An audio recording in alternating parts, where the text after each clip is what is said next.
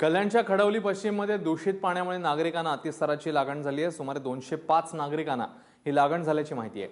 भातसा नदी पात्रात वासिंद इथल्या कंपनीचं दूषित पाणी सोडल्याची शक्यता वर्तवण्यात येते।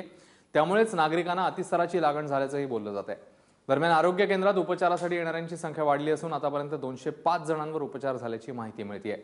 या घटनांमुळे खडवलीसह लगतच्या गावांमध्ये नागरिकांमध्ये भीतीचं वातावरण आहे। आरोग्य विभागाचे कर्मचारी नागरिकांना सतर्क करतात। दूषित पाणी नमुन्यामुळे दूषित पाणी पिल्यामुळेच साशंकता वाटते आपल्याला। पाणी नमुने पाठवले तपासणीला। टोटल पेशंट आतापर्यंत 205 झालेले आहेत। 11, 12, 13 मिळून आणि त्याच्या अगेन्स्ट 43 हे ट्रान्सफर दाखवले केलेले आहेत।